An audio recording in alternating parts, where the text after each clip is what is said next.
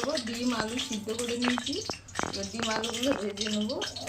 আর মশলা দেবো শুকনো লঙ্কা, কাঁচা লঙ্কা, আদা, রসুন, একটা টমেটো, এগুলো বেটে দেবো। আর একটু জিরে দেবো, একটু জিরে দিলাম, দিলাম লবণ দিলাম, একটু হলুদ দিলাম। এবার ডিমগুলো ভেজে তুলে নেবো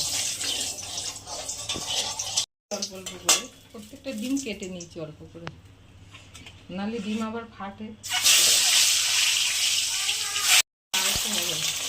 লাল হয়ে গেছে, তুলে নিচ্ছি।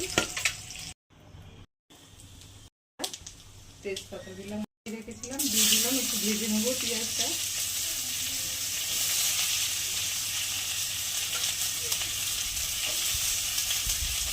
ভাজা হয়ে গেছে, সরকায় ছিটকাম সর। এবার মশলাটা দিয়ে দিলাম।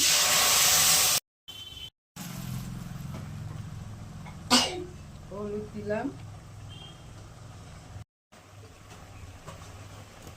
একটু গুড় দিলাম, আলুগুলো দিয়ে দিলাম। আলুগুলো একটু কষিয়ে নেব।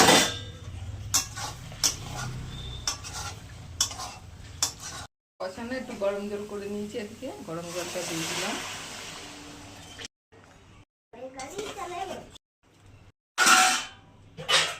পাতলা ঝোল হয়ে গেছে।